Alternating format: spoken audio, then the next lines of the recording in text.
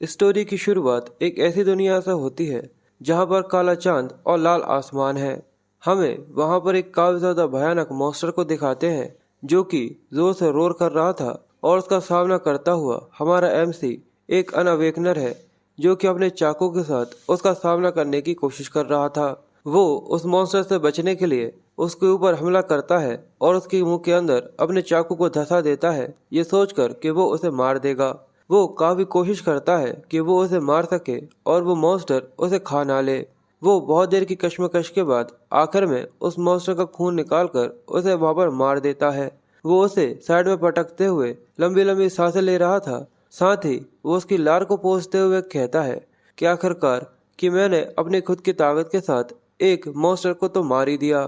पर वो अपनी बात पूरी कर पाता उससे ही पहले उसके कानों में एक आवाज आती है, हे अनअवेकनर। और हमें उसके सामने कई सारे बड़े बड़े और काफी ज्यादा खतरनाक मॉन्स्टर्स को दिखाते हैं जिनका सामना कई सारे इंसान यानी अवेकर्स कर रहे थे। और एक अवेकर हमारे एमसी किम से कहता है कि तुम्हें क्या लगता है कि अगर तुम ये क्या कर रहे हो, अगर तुम एक पॉटर हो तो शायद तुम्हें यहाँ पर तुम्हारा काम ड्रॉप्स को इकट्ठा करना चाहिए। तभी दूसरा अवेकर कहता है, क्या तुम्हें वो मॉन्स्टर्स की लाशें नहीं दिख रही? क्या तुम्हें ऐसा लगता है कि हम लोगों ने तुम्हें इसलिए हायर किया है जिससे तुम यहाँ पर बेवकूफों की तरह घूमते रहो? किम उनसे माफी मांगता है पर वो लोग वहां पर उसे कोसते हुए जाते हुए कहते हैं कि सच में ये एक पूरी तरह से बेकार पॉटर है। अब उनको यहाँ से जाता हुआ देखकर किम काफी उदास था और वो कहता है कि सच में मेरी लगी पड़ी है। जिसके बाद वो इस दुनिया के बारे में बताता है कि अब इसके डिस्कवर होने के बाद सारी चीजें बदली जा चुकी हैं। अब इस एक ऐसी डायमेंशन जहाँ पर मॉन्स्टर्स रहा करते हैं, वो जो केवल फैंटेसी में एग्जिस्ट करती थी वो असल में यहाँ पर एग्जिस्ट करती है। असल में अब इसके डिस्कवर होने के बाद लोगों के अंदर भी काफी ज्यादा कमाल की और इंटेंस पावर अवेकन होना चालू हो गई थी और इन पावर्स की मदद से उनने मॉन्स्टर्स को हराना चालू किया और अब इसको एक्सप्लोर करना। और इस सब की मदद से सभी लोग एक दूसरे के साथ इकट्ठे होकर रह सकते हैं और इस सब की मदद से ही लोग स्टैंडर्डली रह सकते हैं। और अब किसी की भी पर्सनैलिटी और एफर्ट का रैंक के ऊपर कोई भी इफेक्ट नहीं पड़ता। अगर तुम एक हायर रैंक को अवेकन करते हो तो तुम अपनी जिंदगी में कुछ भी क्यों ना करते हो, ये गारंटी है कि तुम्हारी लाइफ अच्छी होगी। सबके लिए ही भले हो पर मेरे लिए नहीं। मैं एक पोर्टर हूँ जो कि केवल अवेकर्स के कार्गो यानी सामान को लेकर इधर उधर घूमता है। मैंने अपनी 35 की एज तक कभी भी स्टेटस विंडो को अनअवेकन नहीं किया और जितने समय तक मैं ऐसा नहीं कर पाया मैं कभी भी एक काफी अच्छी जिंदगी नहीं जी सकता था जैसे ये लोग जी रहे हैं। और ये कहने के बाद वो सभी अवेकर से कहता है कि मैंने इस साइड की सभी बॉडीज को खाली कर दिया है, यानी उनके अंदर से जेम्स को निकाल लिया है। पर जैसे ही वो पीछे की तरफ देखता है सभी के सभी अवेकर्स मारे जा चुके थे। ये देखकर वो काफी ज्यादा शॉक होता है। वो हैरानी के साथ कहता है कि आखिर ऐसा कैसे हुआ कि सभी के सभी इंसान मारे जा चुके हैं। पर तभी उसे एक मॉस्टीरियस सी आवाज आती है कि तुम अकेले यहाँ पर जिंदा हो।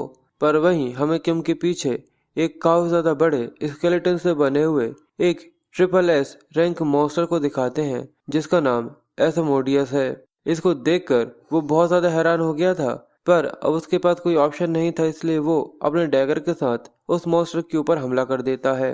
वो अपने कई सारे हाथों के साथ केवल अपने एक स्ट्राइक देता है और हमारे हीरो का हाथ कटकर अलग हो जाता है। ये देखकर वो काफी शॉक था और वो दर्द में कर्रारते हुए वहीं के वहीं नीचे गिर गया था। और वो पीछे मुड़ते हुए जैसे ही कहता है कि आखिर तुम किस तरीके के मॉन्स्टर हो, तभी वो अपनी पावर्स के साथ उसके दिमाग के अंदर छेद कर देता है। और ये देखकर हमारे हीरो यानी किम अपने मन में कहता है कि आखिर ये क्या है, क्या आखिर इसी तरीके से मेरी मौत लिखी हुई थी। जिसके बाद वो अपनी सारी जिंदगी को याद करते हुए बोलता है कि मैंने अपने पेरेंट्स को कार एक्सीडेंट में खो दिया था, मैंने अपनी सारी की सारी स्कूल लाइफ बुली होते हुए बिता दी और मैंने सारी जिंदगी एक अनवेकर होने की वजह से इग्नोर होते हुए बिता दी। और इस सब के बावजूद मैं यहाँ पर अपनी जिंदगी के आखिरी दिन किसी का सामान उठाते हुए देख रहा हूँ। मैं सच में कितना बड़ा लूजर हूँ। ये जिंदगी एक लूजर की है। सच में भगवान प्लीज अवेकन हो जाओ। ये कहते हुए वो खून के आंसुओं के साथ अपने ऑटो को कतर रहा था क्योंकि वो यहाँ पर मरना नहीं चाहता था। और उसके इस खून को बगड़ते हुए उसके अंदर एक रोशनी की किरण दिखती है जिसके साथ एक सिस्टम नोटिफिकेशन चालू होती है और कहा जाता है कि अवेकन की सारी कंडीशंस को फुलफिल कर दिया गया है, जिसकी वजह से अवेकन चालू हो रहा है। तभी उसके सामने यानी हमारे हीरो के सामने गोल्डन सीढ़ियां आ जाती हैं, जिसके ऊपर एक व्हाइट कलर के बड़े बड़े बालों के साथ एक आदमी उड़ रहा था। किम उसे देखकर काफी हैरान था, क्योंकि उसकी कोई प्रेजेंस थी ही नहीं। ऐसा लगता है कि जैसे वो प्योर व्हाइट लाइट है। हैरान होते हुए वो जैसे ही पीछे देखता है, वो कहता है कि मैं तो डेफिनेटली मर गया था। पर तभी उसे समझ में आता है कि जैसे उसके पीछे समय रुक गया है, और तभी उसे ये एहसास होता है कि उसकी आत्मा उसके शरीर से बाहर निकलकर आ गई है। ऐसा मोडियस वहां पर रुक चुका है। एक आवाज तभी उसके कानों में फिर से आती है। वो एंटिटी हंसते हुए कहता है कि आखिर तुम्हारे जैसा कोई इंसान ऐसा मोडियस को रोकने की कैसे कोशिश भी कर सकता है। किम हैरान होते हुए उससे पूछता है कि तुम कौन हो। वो एंटिटी कहती है, किसे पता, पर कुछ लोग मुझसे किंग कहते हैं। पर तुम्हें इस सब की चिंता करने की जरूरत नहीं है, और मैं यहाँ पर मेरी अथॉरिटीज तुम्हें देने के लिए आया हूँ। किम ये सुनकर कंफ्यूज होते हुए सोचता है, क्या एक किंग और उसकी अथॉरिटी, आखिर ये यहाँ पर क्या बात कर रहा है। पर क्या इसी ने उस एडमोडियस को उस तरीके से रोका है। तभी किंग उससे कहता है कि तुम्हारा इस तरीके से मुझ पर विश्वास ना करना ये ज्यादा अच्छा नहीं है। मैं तुम्हारी हिम्मत को एडमायर करता हूँ, इसी वजह से मैंने तुम्हें चुना है। पर किम अभी भी काफी ज्यादा कंफ्यूज था, और किंग उसे अपनी अथॉरिटी देते हुए कहता है, सच में ये चीज काफी अच्छी है, क्योंकि ये किसी तरीके का मिरेकल है जिसके बाद कभी भी नहीं होगा। पर किम उससे कहता है कि रुको, आखिर तुम मुझे क्यों चुन रहे हो, आखिर यहाँ पर क्या हो रहा है। पर किंग हंसते हुए कहता है कि बस थोड़े समय के लिए शांत रहो, एक दिन तुम्हें सबको समझ में आ जाएगा कि आखिर यहाँ पर क्या हो रहा है। उस दिन हम लोग फिर मिलेंगे। और ये कहते ही हमें किम के ऊपर एक काफी ज्यादा बड़े मॉन्स्टर को जैसे दिखाते हैं, जैसे कि वो उसे यहाँ पर डिवावर करने के लिए आया है। और वो कहता है कि मेरी की मैं ये तुम्हें देता हूँ। जिसके बाद किम की आंखें बंद हो जाती हैं, और उसे एक आवाज आती है, कमीने नींद से उठो, बेवकूफ कमीने, ऐसा लगता है कि तुम मुझे पूरी तरह से इग्नोर करने की कोशिश कर रहे हो। तभी किम की आंखें खुलती हैं, और वो लड़का कहता है, तो चलो अच्छा है कि तुम उठ गए, गुड मॉर्निंग। और ये कहते ही वो किम के चेहरे पर एक जोरदार थप्पड़ दे मारता है। किम उस लड़के को देखकर काफी ज्यादा कंफ्यूज था, और वो लड़का मुस्कुराते हुए कहता है कि सच में तुम केवल पिटने के बाद ही बात सुनते हो।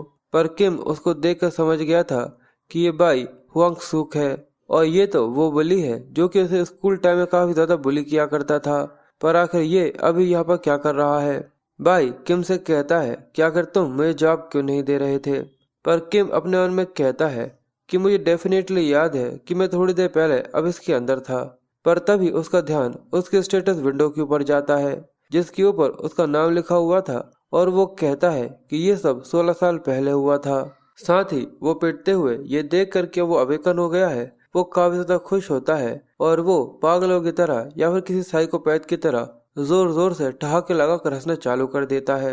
ये देखकर बाई और उसके बाकी साथी काफी ज्यादा कंफ्यूज होते हैं, और बाई उसे छोड़ते हुए कहता है कि आखिर ये किस तरीके की बकवास थी, क्या तुम पूरी तरह से पागल हो चुके हो।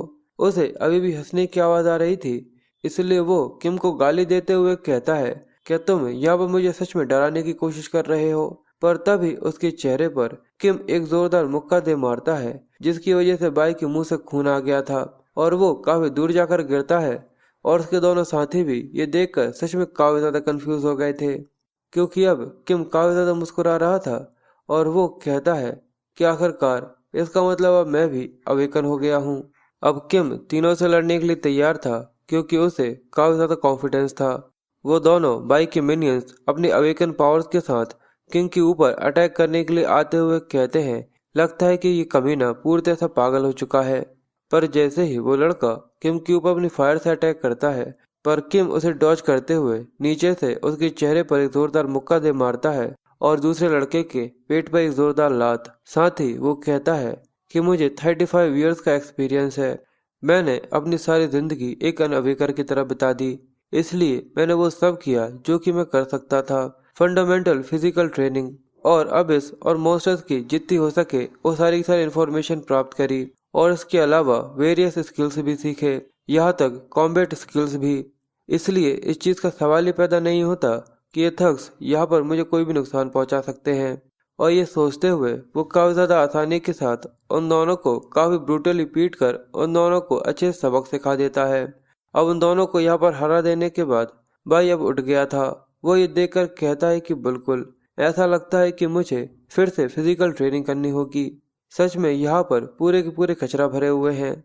साथ ही वो अपनी अवेकन पावर्स को रिलीज करते हुए किम को गाली देते हुए कहता है कि आज तुम मेरे हाथों से यहाँ पर मरने वाले हो। और हमें इसकी स्किल के बारे में बताते हैं, स्टोन स्किल। इसकी वजह से इसकी बॉडी बिल्कुल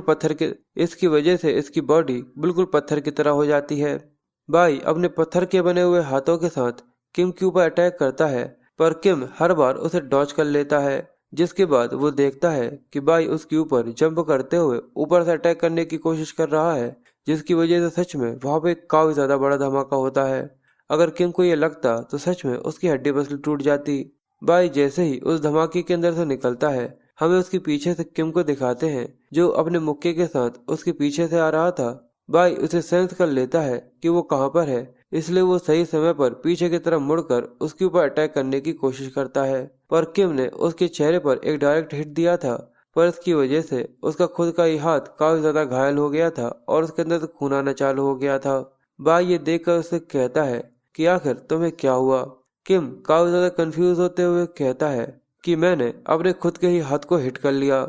और ये कहते ही भाई उसकी छाती पर एक जोरदार मुक्का दे मारता है, जिसकी वजह से वो काफी ज्यादा दूर फिकाने के बाद खिसकते हुए जाकर दीवार से टकरा जाता है। इसकी वजह से उसकी बॉडी के अंदर इंटरनल ब्लीडिंग होने चालू हो गई थी और उसकी हालत सच में काफी ज्यादा खराब हो गई थी, क्योंकि अब उसके चेहरे से भी खून टपकना चालू हो गया था। जिसके बाद भाई हंसते हुए उसके पास आते हुए कहता है कि तुम्हें तुम्हारी लिमिट के बारे में पता होना चाहिए, भले ही तुम कितनी भी एक्टिंग क्यों ना कर लो।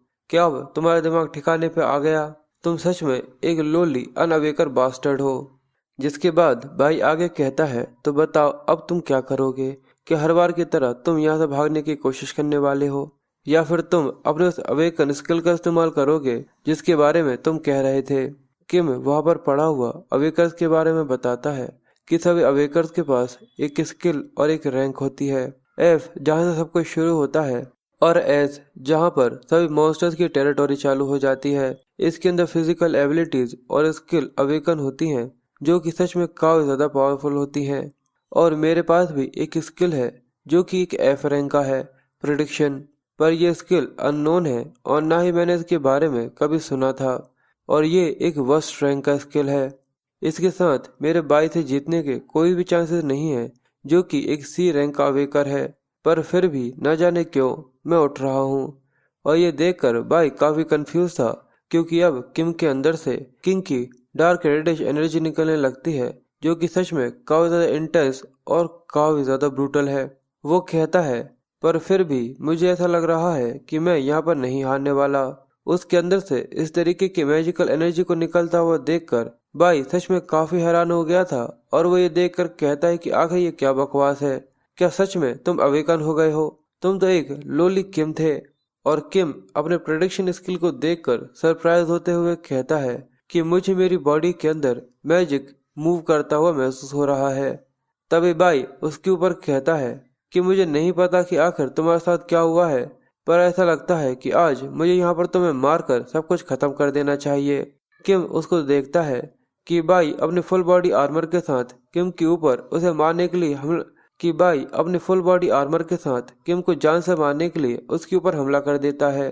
पर किम अपने हाथ को आगे बढ़ाता है, जिससे उसके अंदर से वही ड्रैगन जैसा मॉन्स्टर निकलता है, जो कि बाई को यहाँ पर अपने अंदर डिवावर करने लगता है। वो किम की इस एनर्जी को देखकर काफी ज्यादा सरप्राइज था, क्योंकि किम के उस ड्रैगन वाली एनर्जी ने उसके अटैक को यहाँ पर रोक लिया था। किम का हाथ उसे टच भी नहीं था, पर वो चाहकर भी उसे टच भी नहीं कर पा रहा था। और ये सच में काफी ज्यादा इंटेंस है। इसके बाद जैसे ही किम अपनी मुट्ठी को बंद करता है, वो ड्रैगन अपना मुंह बंद कर लेता है और उसके अंदर से निकलने वाली इंटेंस एनर्जी बाई के आर्मर को चुटकियों में चकनाचूर कर देती है। और हमें बाहर का सीन दिखाते हैं, जहाँ पर एक पल पूरी तरह से शांति थी, पर अगले ही पल आसमान लाल लाल हो जाते हैं और किम की एनर्जी ओवरफ्लो होना चालू हो जाती है। अब इस काफी ज्यादा बड़े धमाके के बाद किम तो सीधा खड़ा हुआ था, पर बाई की हालत काफी खराब थी और वो उसी के सामने बेहोश होकर पड़ा हुआ था। किम पहली बार एक स्किल को इस्तेमाल कर कर काफी थक गया था और उसका सिस्टम उसे बताता है कि प्रेडिक्शन कंप्लीट हुई। इसकी वजह से आपकी रैंक एफ से ई पर आ गई है और इसके अलावा आपको एक न्यू स्किल मिला है। किम अपने पास से स्टोन बॉडी आर्मर को बाहर निकालने लगता है, जिसकी वजह से उसका हाथ बिल्कुल बाई के हाथ की तरह हो गया था और ऐसा कर कर उसके ऊपर स्टोन से बनी हुई स्किन आ जाती है।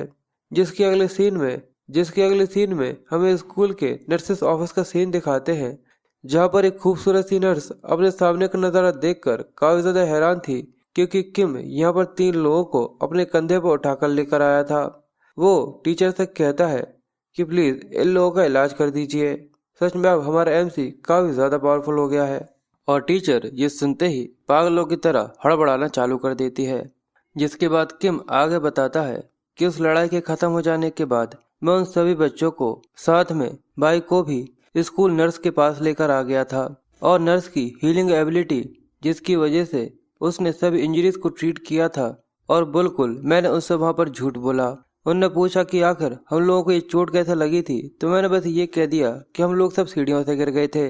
चलो कम से कम उनने ये बात मानकर मुझसे जरूरत से ज्यादा कोई सवाल नहीं किया। चलो अब मैं पूरी तरह से ठीक हो चुका हूँ और ये काफी ज्यादा अच्छा है कि मेरे अविकल होने की वजह से मैंने बाई से भी मेरा वो बदला ले लिया। अब सबसे बड़ी प्रॉब्लम ये है कि मेरी स्किल प्रेडिक्शन, क्योंकि पास्ट लाइफ में मैंने अपनी सारी जिंदगी काफी ज्यादा कड़ी मेहनत करने के बाद भी उसे जरा सा भी इस्तेमाल नहीं कर पाया था और ये सिंगल फाइट के बाद इंक्रीज हो गई। भले ही मेरा स्किल एक एफ रैंक का स्किल है, पर उसने काफी ज्यादा आसानी के साथ सी रैंक स्किल के एक अवेकर को हरा दिया। और इसके अलावा मैं अपने अपोनेंट के स्किल्स को भी चुरा सकता हूँ जिसे मैं हराता हूँ। पर आखिर वो इंसान कौन था, किंग, जिसने मुझे उसकी वो पावर्स दी, और आखिर उसने मुझे फिर से अपने पास्ट में क्यों भेज दिया। ऐसे कई सारे क्वेश्चंस है जो कि मैं उससे पूछना चाहता हूँ। पर आखिर में अब एक और चीज है जो कि मुझे करनी है। मुझे इस प्रेडिक्शन के बारे में पता लगाना है कि आखिर ये कैसे और किस तरीके से काम करती है। और ये कहते हुए वो अपने घर के सामने आ गया था और काफी सालों के बाद अपने घर को देखकर उसे काफी ज्यादा अच्छा लग रहा था। वो बताता है कि मेरे पेरेंट्स काफी पहले ही गुजर चुके थे और मैं अपने अंकल आंटी के साथ यहाँ पर रहता हूँ। तभी वो गेट खुलकर अंदर आते हुए कहता है कि मैं घर आ गया। साथ ही वो कहता है कि मैं कोई रिसर्च कर सकता हूँ जो कि स्किल्स की रिगार्डिंग हो। पर तभी उसका ध्यान साइड में जाता है जहाँ पर उसका कजन पैसे चुरा रहा है और 3 लोग वहाँ खड़े हुए हैं, जिसमें से एक उनका बॉस है जो कि चेयर पर बैठा हुआ है। उसके कजन का नाम हा वेंग है। वो किम को देखकर काफी ज्यादा शॉक हो जाता है और किम भी उसको देखकर उसे कहता है कि आखिर तुम स्कूल क्यों नहीं गए। पर तब इसका ध्यान इस चीज के ऊपर जाता है कि वो पैसे चुरा रहा था, तो ये देखकर वो सच में और भी ज्यादा शॉक हो जाता है। और वो बताता है कि मुझे ये चीज काफी अच्छी तरीके से याद है कि हा वेंग हमेशा दूसरे बुलीज के साथ घूमा करता था और उसने घर के सारे पैसे भी चुरा लिए थे, जिसकी वजह से काफी ज्यादा मुसीबत खड़ी हो गई थी। तभी उन तीनों में से एक हावेंग से पूछता है कि आखिर ये कौन है। तो हावेंग घबराते हुए उन तीनों के बॉस के कान में बताता है किम के बारे में। तो ये सुनकर वो कहता है कि मैं यही सोच रहा था कि आखिर ये कौन है, पर देखो तो ये तो हावेंग का कजन निकला।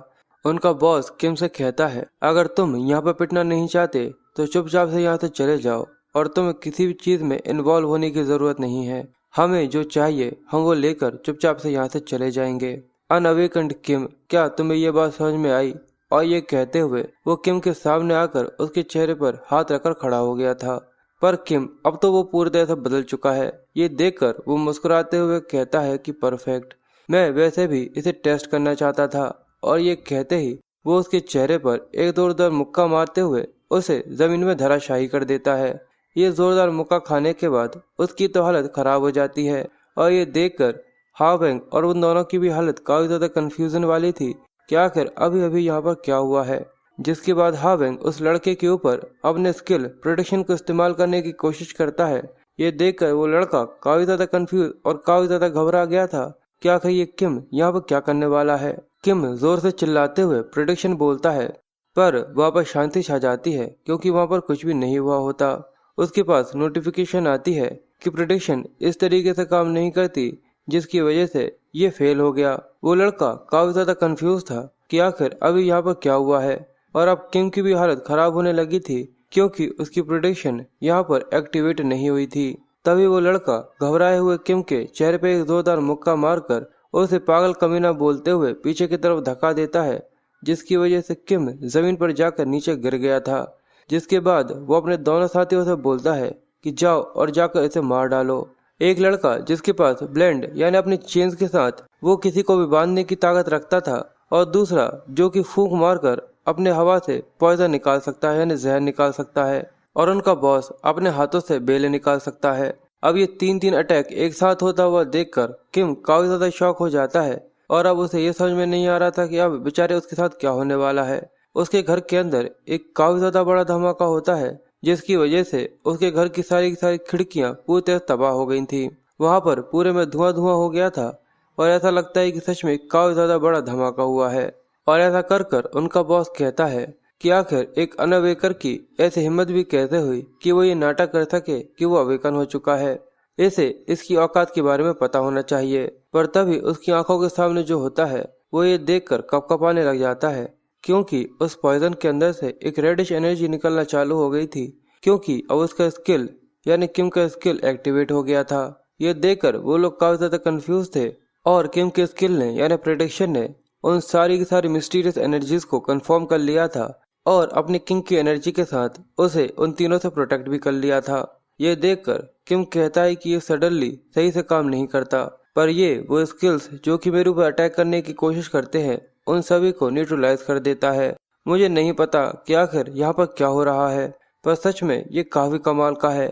और ये कहकर वो अपने स्टोन स्किन का इस्तेमाल करते हुए उनके बॉस की तरफ बढ़ने लगता है, और लाइट की स्पीड के साथ उसके चेहरे पर पत्थर से बना हुआ मुक्का दे मारता है, जिसकी वजह से उसकी नाक टूट जाती है, और हमारा एमसी काफी ज्यादा कूल दिखने लगता है। और किम अब उन सभी को अच्छी तरीके से सबक सिखाने के बाद कहता है कि अभी तक केवल दो चीजें हैं जो कि मुझे समझ में आई है कि स्टेटस विंडो केवल अवेकर्स के लिए ही विजिबल होती है, और जो सारी की सारी इंफॉर्मेशन इसके अंदर होती है वो किसी और को दिखाई नहीं देती।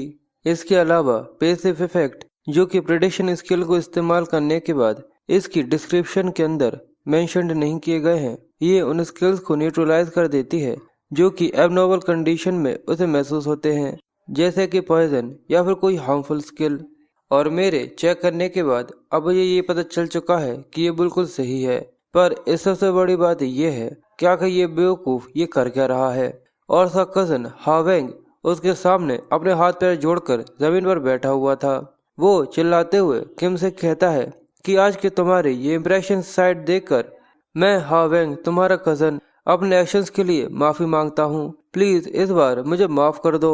साथ ही वो आगे कहता है कि मैं तुम्हारे जूते चाटने के लिए भी तैयार हूँ, जहाँ तक कुत्ते की तरह भौंकने के लिए भी तैयार हूँ। तुम जो कहोगे वो सब करने के लिए मैं तैयार हूँ, पर प्लीज इस बार मुझे माफ कर दो। किम सोचता है कि मैं जानता था कि ये इंसान बिल्कुल लोमड़ी की तरह है, पर ये इतना ज्यादा बुरा निकलेगा ये सोचा नहीं था। पर वो भूं भूं करने लगता है। ये देखकर भी वो कहता है कि पर इससे भी ज्यादा एक अर्जेंट इशू है जो कि आज के दिन होने वाला है, एक काफी ज्यादा बड़ा इंसिडेंट। किम हावेंग से कहता है कि ठीक है मैंने तुम्हें माफ किया, पर बदले में तुम्हें मेरे साथ चलकर एक काम करवाना होगा। हावेंग थोड़ा सा कंफ्यूज था, जिसके बाद हमें एक बंद फैक्ट्री का सीन दिखाते हैं जिसके अंदर जाने के लिए साफ साफ मना लिखा हुआ था। हमें उसके अंदर 3 लोग दिखाते हैं।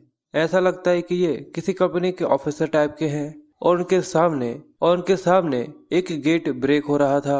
उसके अंदर से कई सारे मॉन्स्टर्स निकल रहे थे, पर एक बैरियर की वजह से वो सब रियल वर्ल्ड के अंदर नहीं आ पा रहे थे। और गेट ब्रेक के बारे में बताया जाता है कि जहाँ से सडनली मॉन्स्टर्स आकर इंसानी दुनिया में हमला कर सकते हैं।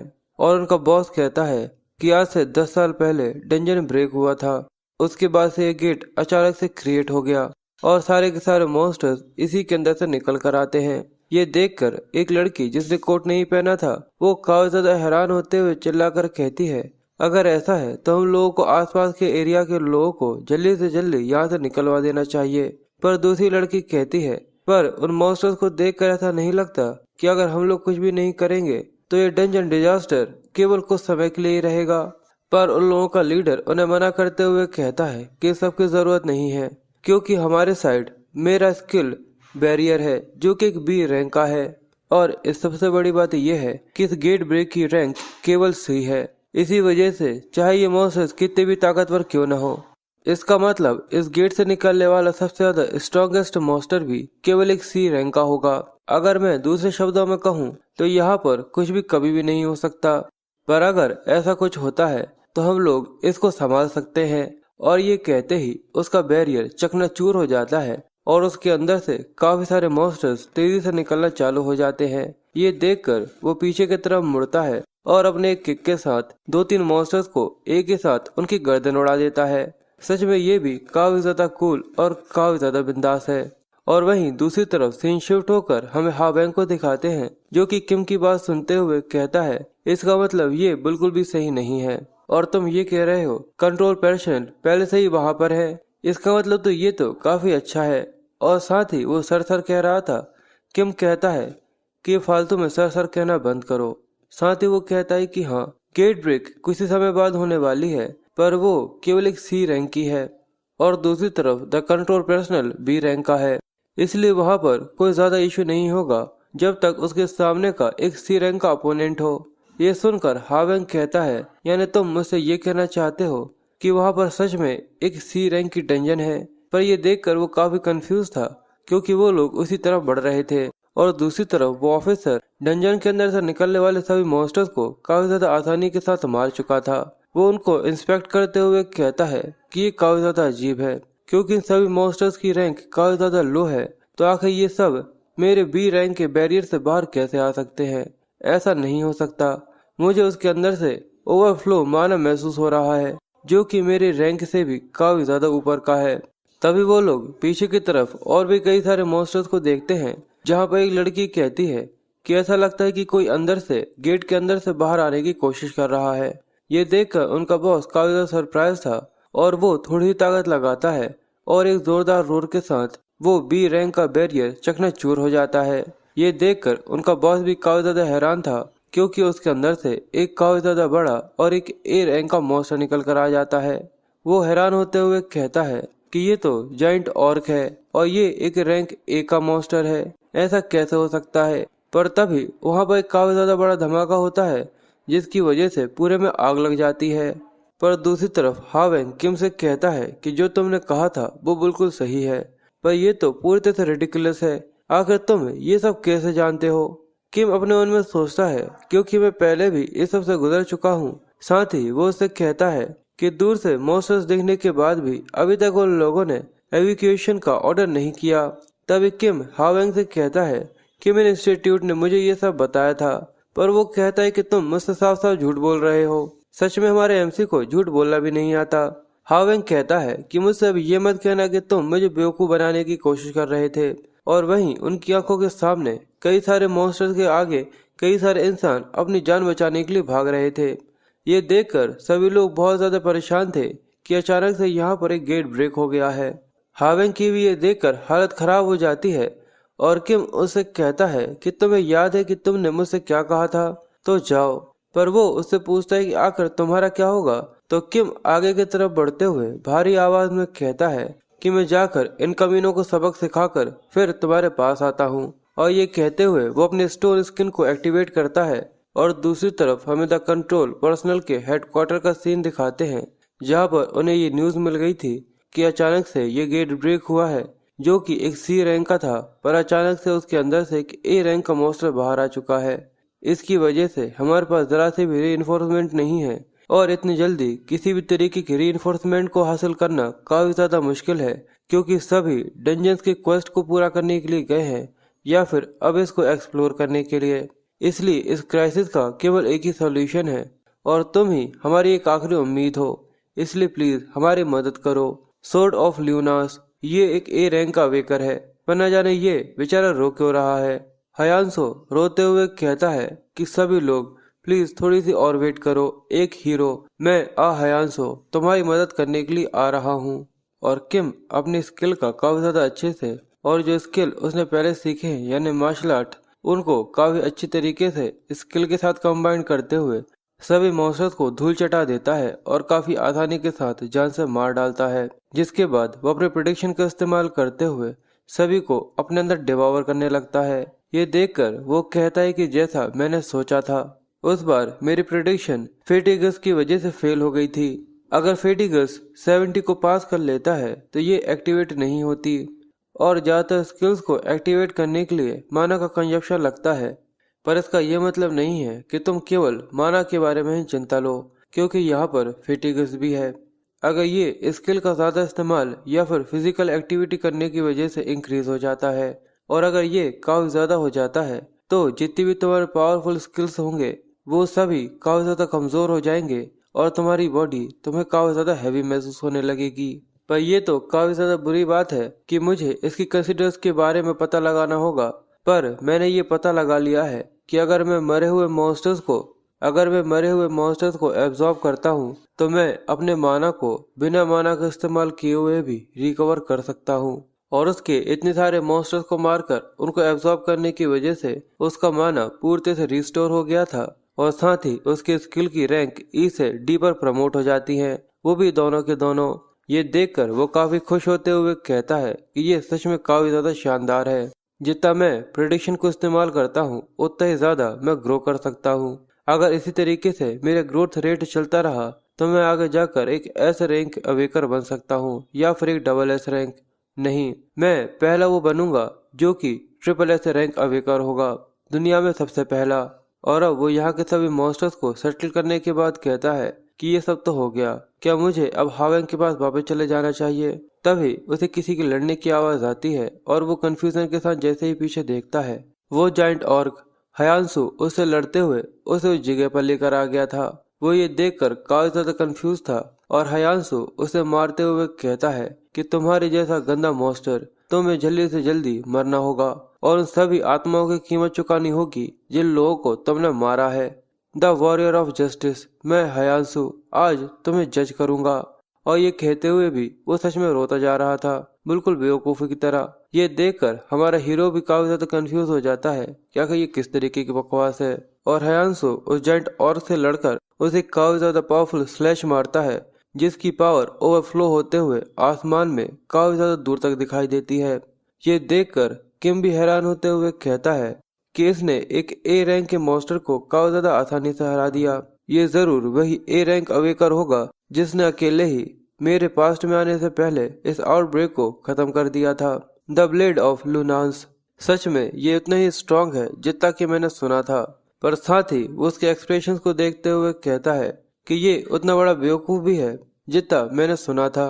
पर वो कंफ्यूज था कि आखिर हयांसु यहाँ पर क्या कर रहा है, क्योंकि पिछली लाइफ में वो एक ब्लडी बैटल लड़ने के लिए गया हुआ था, न कि यहाँ पर जाइंट ओगर से लड़ने के लिए। वो दूसरी सिटी के अंदर था। पर हयांसु सभी सिटीजन्स के लिए साइलेंट प्रे करते हुए कहता है कि मैं तुम सभी के लिए उम्मीद करूंगा कि तुम सभी की आत्माओं को शांति मिले। ये देखकर वो कहता है क्या ये इसके लिए प्रे कर रहा है? पर तभी वो अपने सामने ये देखकर और साथ सरप्राइज हो जाता है कि प्रे करते हुए हयांसु को पीछे से एक विलेन ने आकर उसके पीठ में अपने तलवार को धंसा दिया था। उसके मुंह से खून आने लगता है और वो विलेन कहता है कि मैंने तुम्हें पकड़ ही लिया हयांसु। और सिटी के दूसरी तरफ हमें हावेंग का सीन दिखाते हैं जो कि एक शेल्टर लेकर बैठा हुआ था और उसके साथ किम की वो नर्स भी थी जिसको बचाने का उसने उसे कहा था। वो उसको देखकर काफी हैरान और काफी ज्यादा परेशान होते हुए कहता है क्या सच में ये सब ठीक है, क्योंकि आज रात काफी ज्यादा लोग मारे जाने वाले हैं। पर किम ने कहा था कि मेरे स्कूल में जाकर वहाँ पर जो नर्स है चोई ना यंग उनको तुम्हें बचाना होगा। मैं थोड़ा कंफ्यूज था क्योंकि उसने बताया था कि वो रेफ्यूजीज को फिर से बचाने की कोशिश में यहाँ से भाग नहीं पाएगी और इस सब की वजह से वो मर जाएगी, इसलिए तुम अपने स्लीप मैजिक का इस्तेमाल करते हुए उसे वहाँ से लेकर चले जाना और बाकी सारी चीजें तुम मुझ पर छोड़ दो।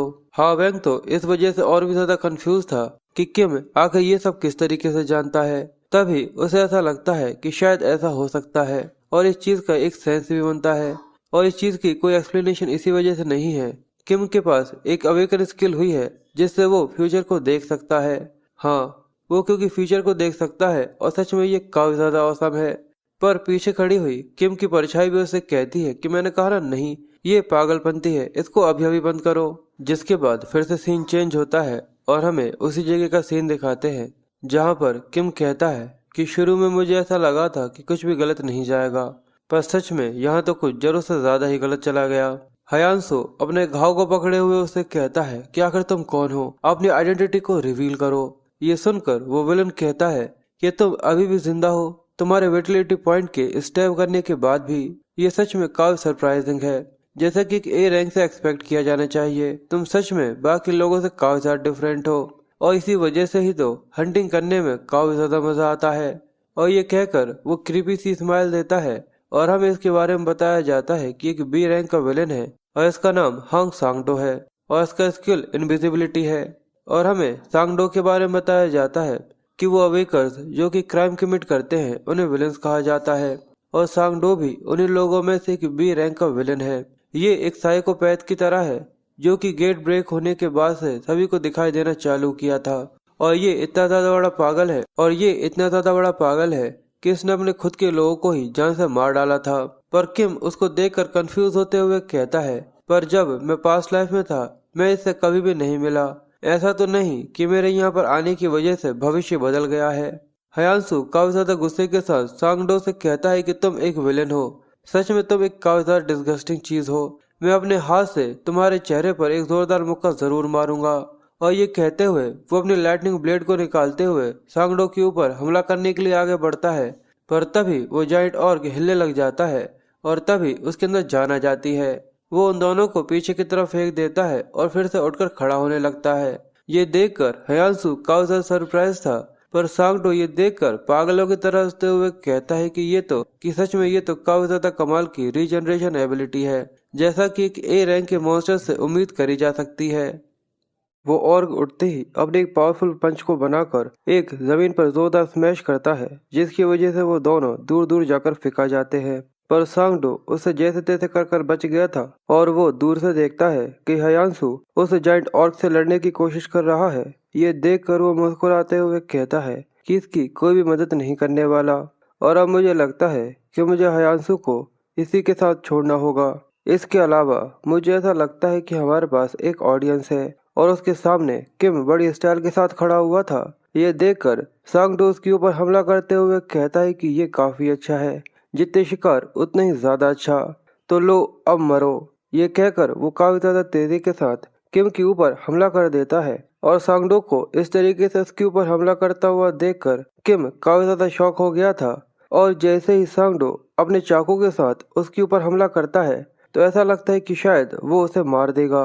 पर रुको, अगले ही पल किम अपने स्किल का इस्तेमाल करते हुए अपने गर्दन के ऊपर स्टोन को क्रिएट कर लेता है, जिसकी वजह से उसकी ब्लेड उसको आर पार नहीं कर पाती, और किम ऐसे कर उससे बच जाता है। वो मुस्कुराते हुए सांगडो से कहता है कि तुम एक बड़े से बेवकूफ हो, और काफी स्टाइल के साथ सांगडो के चेहरे पर एक जोरदार लात मारता है, जिसकी वजह से उसके मुंह से खून आ गया था। ये देखकर सांगडो जल्दी से पीछे की तरफ हटते हुए कहता है कि कमीने, यानी तुम एक अवेकर हो। तभी किम उसके नाम से बुलाते हुए कहता है कि बी रैंक के विलेन सांगडो, तुम अपने स्किल स्टेल्थ का इस्तेमाल करते हुए लूनेटिक्स की तरह इधर उधर क्राइम कमिट करते हुए फिरते हो। वो तुम ही हो ना? मैंने सही कहा। इसलिए तुम्हारे लिए यही अच्छा होगा कि तुम जल्दी से यहाँ से भाग जाओ। जिसके बाद उन दोनों के बीच में एक काफी ज्यादा इंटेंस और काफी ज्यादा खतरनाक बैटल स्टार्ट हो जाती है, जहाँ पर सांगडो अपने बड़े बड़े डैगर के साथ रेगुलर किम के ऊपर हमला किए जा रहा था, पर किम उसके ऊपर हमला करने के बजाय अपने स्किल की मदद से उसके अटैक्स को ब्लॉक करने की कोशिश कर रहा था। इसकी वजह से उसके कई सारे अटैक्स ब्लॉक तो हो जाते हैं, पर जब वो सांगडो के ऊपर हमला करने की कोशिश करता है तो सांगडो काफी ज्यादा आसानी के साथ उसके अटैक्स को ब्लॉक कर लेता है। पर वो ये देखता है कि किम के ऊपर भी उसके अटैक्स का कोई ज्यादा असर नहीं हो रहा, और ये देखकर सांगडो अपने साइकोपैथिक हंसी हंसते हुए कहता है, तुम अपने इन करंट स्किल्स की मदद से सच में काफी ज्यादा कॉन्फिडेंट हो। आखिर ऐसा किसने सोचा था कि मेरे ब्लेड्स तुम्हारे खिलाफ बिल्कुल बेअसर रहेंगे। मुझे ये नहीं पता कि आखिर तुम मुझे किस तरीके से जानते हो, पर क्या तुम्हें ऐसा लगता है कि मेरे अगर अटैक्स तुम्हारे ऊपर काम नहीं कर रहे तो क्या तुम यहाँ पर जी सकते हो? ये बात तुम भी काफी अच्छी तरीके से जानते हो कि ये दुनिया उस तरीके से काम नहीं करती जैसा कि कभी भी प्लान किया हो। और ये कहकर वो अपने स्ट्रेल्थ स्किल का इस्तेमाल करते हुए अपनी अपीयरेंस को पूरी तरह से छुपा लेता है, और हवा में पूरी तरह से गायब हो जाने के बाद अब किम को कुछ भी समझ में नहीं आ रहा था कि आखिर अब वो कहाँ से उसके ऊपर हमला करने वाला है। किम कहता है कि आखिर में इसने अपने आप को छुपा लिया, पर उसे ये नहीं भूलना चाहिए कि तुम्हारे सारे के सारे अटैक्स मेरे खिलाफ पूरी तरह से बेकार है, और ये कहकर किम अपने पीछे की तरफ ये सोच कर कि उसी तरफ सांगडो खड़ा हुआ है पीछे की तरफ हमला कर देता है। पर सांगडो उसके पीछे से निकलते हुए कहता है, क्या सच में तुम इस सब के लिए श्योर हो? किम ये देखकर काफी ज्यादा कंफ्यूज और जैसे ही वो सांगडो के अटैक को फिर से ब्लॉक करने की कोशिश करता है, पर इस बार उसके कलाई के अंदर से खून आना चालू हो गया था। ये देखकर वो भी काफी ज्यादा सरप्राइज होते हुए कहता है कि आखिर ऐसा कैसे हुआ। सांगडो उससे कहता है, क्या तुम्हें ये पता है कि आखिर मैंने तुम्हारे जैसे कितने लोगों का शिकार किया है? वो सभी एक ही गलती करते हैं कि उन्हें ऐसा लगता है कि उनका स्किल इनविंसिबल है, और जैसे ही तुम्हारी वीकनेस एक्सपोज हो जाती है वो लोग काफी ज्यादा फ्रस्ट्रेटेड हो जाते हैं और मरने के डर से यहाँ से भागना चालू कर देते हैं।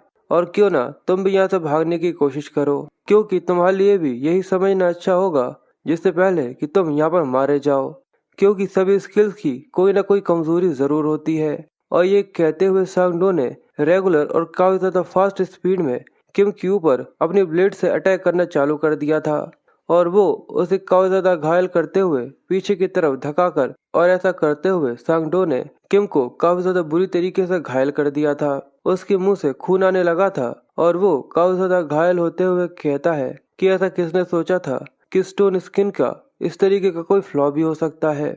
वो इस स्किल के बारे में बताते हुए कहता है कि स्टोन स्किल असल में सारे अटैक्स को पूरी तरह से ब्लॉक नहीं करता।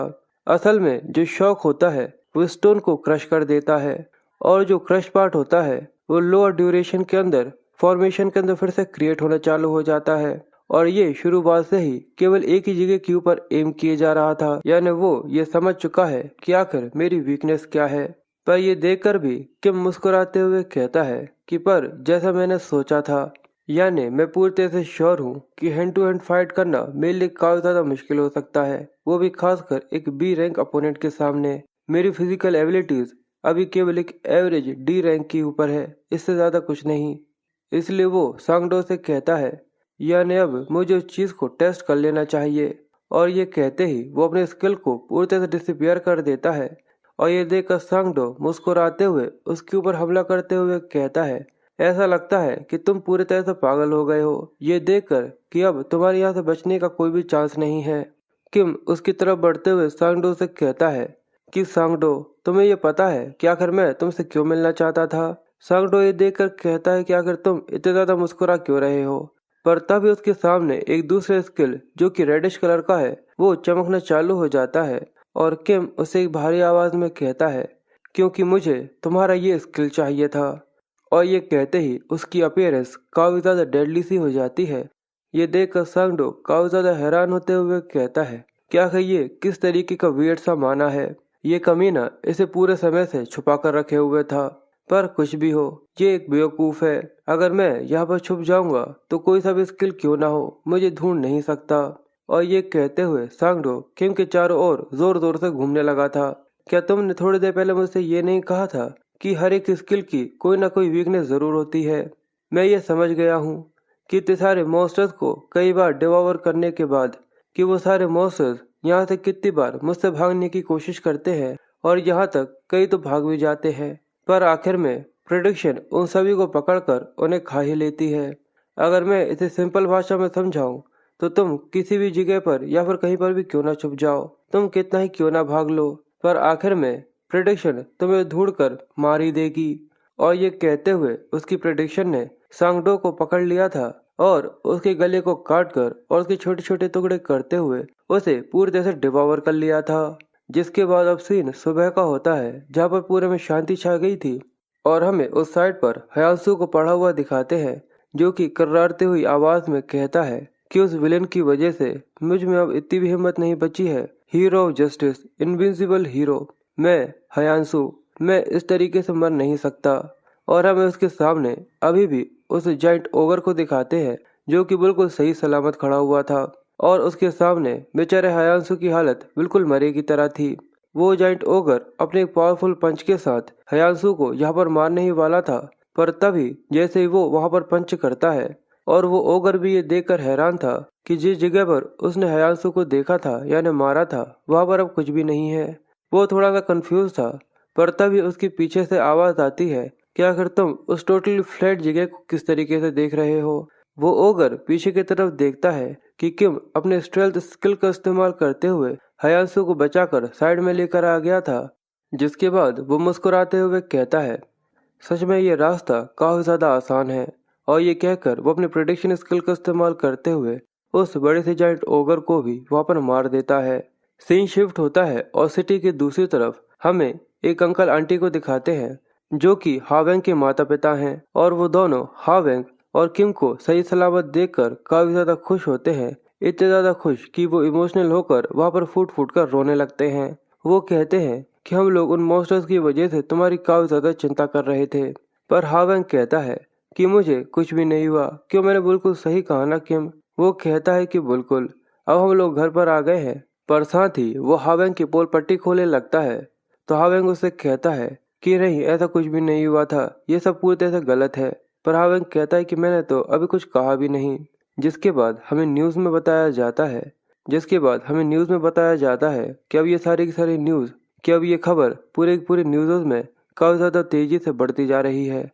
उस जाइंट ओगर और गेट ब्रेक के बारे में सभी जगहों पर काफी ज्यादा तेजी से बताया जा रहा है। और इसकी वजह से गवर्नमेंट ने ऑर्डर किया है कि आसपास की जितने भी स्कूल्स हैं उन सभी को एक हफ्ते या फिर उससे ज्यादा लंबे समय तक के लिए बंद कर रखना होगा, जब तक इस आउटब्रेक के बारे में सही से पता न चल जाए कि अब वो पूरी तरह से क्लियर हो चुका है या फिर नहीं।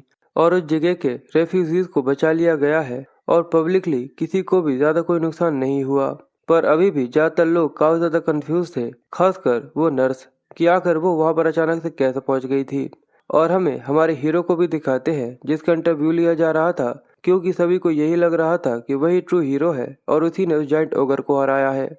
पर वो मना करते हुए कहता है कि नहीं, असल में जो ट्रू हीरो है वो कहीं और घूम रहा है। और इसी तरीके से सारी की सारी न्यूज पूरे में फैली हुई थी। और कुछ लोग उस जगह को भी देखने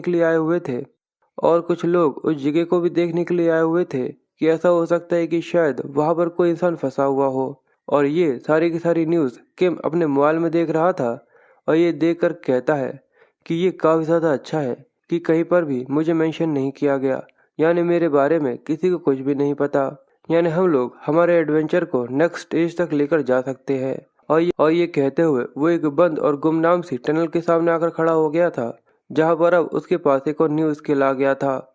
अब उसके पास तीन तीन न्यू स्किल्स थे, जिसको देखकर वो खुश होते हुए कहता है, और वो ये देखकर काफी ज्यादा खुश था कि उसके पास अब तीन नए नए स्किल्स आ गए थे। पर उसके प्रेजेंट लेवल पर उसके लिए काफी ज्यादा मुश्किल हो सकता है कि वो तीनों स्किल्स को एक साथ इस्तेमाल कर सके।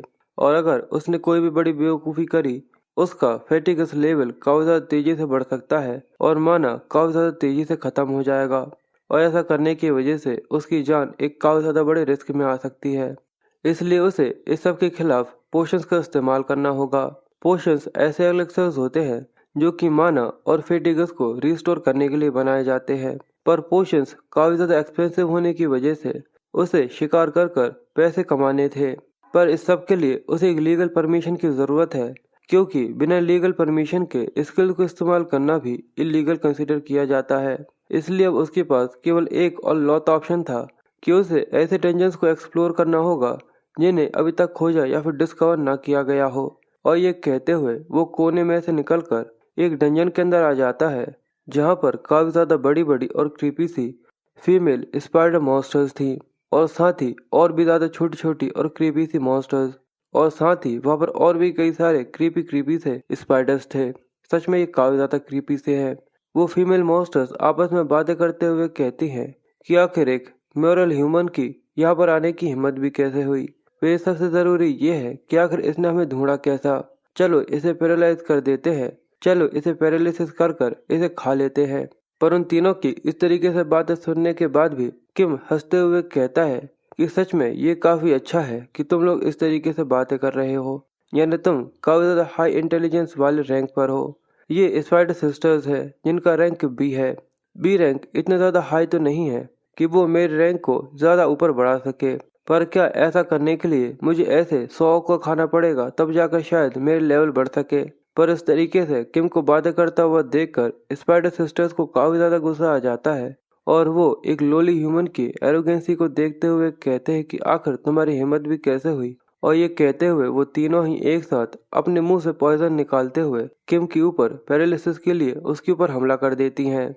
और ऐसा करते हुए उन लोगों को काफी ज्यादा मजा आ रहा था, क्योंकि अब उसे ऐसा लग रहा था कि शायद किम की बॉडी पूरी तरह से पैरालाइज हो जाएगी। पर तभी किम का स्किल प्रेडिक्शन ऑटोमेटिकली एक्टिवेट हो जाता है, क्योंकि उसके आसपास एक मिस्टीरियस सी पावर थी जिसे पूरी तरह से रोक दिया गया था। ये देखकर वो तीनों ही काफी ज्यादा कंफ्यूज थी, जिसके बाद हमें उस टनल के बाहर का सीन दिखाते हैं कि थोड़े समय तक तो वो पूरी तरह से शांत थी और अगले ही पल उसके अंदर से स्मैशेस की और बहुत ज्यादा चीखों की आवाज आना चालू हो जाती है। और अब किम के पास न्यू स्किल पैरालिसिस भी आ गया था, जिसके बाद सीन शिफ्ट होकर हमें प्लेयर एसोसिएशन के हेडक्वार्टर का सीन दिखाते हैं, जहां पर एक सिक्योर रूम के अंदर 3 लोग बैठे हुए थे। एक लड़की बैठी हुई थी और 2 आदमी, और जो उन लोगों के बीच में बैठा हुआ था वो इस एसोसिएशन का डिप्टी मैनेजर है, गो टियावोक। और वो प्लेयर एसोसिएशन के बारे में बताता है कि जो अवेकर्स लीगली परमिशन लेते हैं वो लोग अपने स्किल्स को काफी अलग अलग तरीके से इस्तेमाल कर सकते हैं, जैसे अबस के एक्सप्लोरेशन के लिए, डंजन्स को क्लियर करने के लिए और ऐसे ही और भी कई सारी चीजों के लिए। करेंटली अभी न्यू साउथ कोरिया के अंदर 5 प्लेयर सेंटर्स हैं जो कि प्लेयर एसोसिएशन के अंडर काम करते हैं, और न्यू साउथ कोरिया के लार्जेस्ट गिल्ड्स 4 बड़े ग्रेट गिल्ड्स हैं। फाइटर्स के लिए अनडिवाइडेड, क्राफ्टर्स के लिए एल्केमिस्ट, मैजिशियंस के लिए मैजिक, और इंफॉर्मेशन के लिए नाइट वॉकर्स, और द ऑथर एजेंसी जो कि इन सभी 4 बड़े बड़े गिल्ड्स को संभालती है, the new south Korea player association, जो कि इन चारों में सबसे ज्यादा बड़ी है। और जो लोग अभी मेरे सामने बैठे हुए हैं, ये लड़की नाइट वॉकर गिल्ड की गिल्ड मास्टर है, साथ ही एक एस रैंक प्लेयर, इसका नाम यू आई योंग है, और दूसरी तरफ न्यू साउथ कोरिया के चेयरमैन जो कि एक और एस रैंक प्लेयर है, और इनका नाम जी जिन हानवू है। आयोग चेयरमैन से कहती है कि हमें मिले हुए काफी लंबा समय हो गया, तो जिन हावी उससे कहते हैं कि तुम्हारे यहाँ पर आने के लिए तुम्हारा शुक्रिया। मुझे पता है कि तुम काफी ज्यादा बिजी रहती हो, पर क्या तुमने उसके बारे में पता लगा लिया? आयोग उससे कहती है, क्या तुम मेली गिल्ड गिल्ड के बारे में बोल रहे हो? हमें मेली गिल्ड गिल्ड के बारे में बताया जाता है कि ये एक ऐसी क्रिमिनल ऑर्गेनाइजेशन है जो कि सबसे ज्यादा ब्रूटल और सबसे ज्यादा बेकार विलेंस के एक साथ होने की वजह से बनी है। इसके गिल्ड मेंबर्स सोने की बनी हुई 3 स्केलेटन वाली अंगूठी को पहनते हैं। आयोग डॉक्यूमेंट्स को देते हुए मेले गिल्ड गिल्ड के बारे में बताती है कि उनके हाल ही में जो भी हुआ है इस सब के बारे में, और साथ ही वो कहती है कि मैं पूरी तरह से श्योर हूँ कि तुमने केवल डॉक्यूमेंट्स को लेने के लिए ही मुझे यहाँ पर पर्सनली नहीं बुलाया, तो बताओ आखिर क्या बात है? ये सुनकर चेयरमैन जिन हवी हंसते हुए कहते हैं कि तुम ये बात काफी अच्छी तरीके से जानती हो, मैं तुमसे एक ओपिनियन चाहता हूँ। ये सुनकर वो थोड़ी कंफ्यूज थी, और चेयरमैन आगे कहता है कि आखिर तुमने तुम्हारा प्लेयर टेस्ट कब दिया था? वो सुनकर कंफ्यूज होते हुए कहती है, जब मैं क्वालिफाइड हो गई थी और मैं 19 साल की थी। पर इसके बारे में सोचकर वो थोड़ी कंफ्यूज होते हुए कहती है कि चेयरमैन मुझसे ये मत कहना। जीहून उससे मुस्कुराते हुए कहता है कि तुम बिल्कुल सही समझी। इस फाइट के बीच में एक हाई स्कूलर रिवील हुआ है जिसने अपने अंदर के शैतान को दिखाया है, और सीन शिफ्ट होकर हमें किम को दिखाते हैं जो कि हड्डियों के ढेर के ऊपर खड़ा हुआ था, और वो कॉल कर 4 बड़े गिल्ड्स में से एल्केमी वाले गिल्ड को कॉल कर उससे पूछता है कि मैं आपसे कुछ पोशंस को खरीदना चाहता हूँ, और हमें उसके बैग में कई सारे मैजिकल क्रिस्टल्स और साथ ही उसके हाथ में भी कई सारे मैजिकल क्रिस्टल्स को दिखाते हैं।